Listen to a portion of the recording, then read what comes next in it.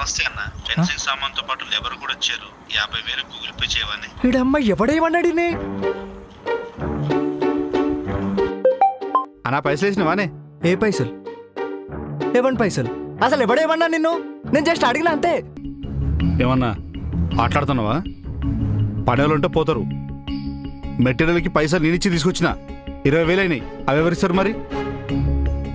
ఇక చూడన్నా, నీ ల్యాండ్ పనులు కూడా నేనే చూసుకుంటున్నా. అది నువ్వు యాది మర్చినవేమో. పైకి వెళ్ళి మళ్ళీ కబ్జాలు గిబ్జాలు ఏమైనా అనుకో, ఉల్టా సీదా అయితే నేనేం అడగద్దు, సరేనా? పైగా నేను లోకలోని ఉంటా మరి. ఏదో ఒకటి చేసేటట్టున్నాడు. అన్నా ఒక 10 నిమిషాలు ఆగన్నా, నేను నీకు పంపించేస్తాను. హలో చెప్పు సార్. ఒక 20,000 కావాలి సార్. శాలరీ రాగానే ఇచ్చేస్తాను సార్. నీ కొత్త మళ్ళీ ఏం పంచాయతీ పెట్టినవరా? అరే ఈ పంచాయతీలు ఏం లేవు సార్, జర పంపించండి కదా సార్. సరే చేస్తా చూడు. ఎక్కడ లేని లేక పంచాయతీలన్నీ నీకే ఉంటాయి.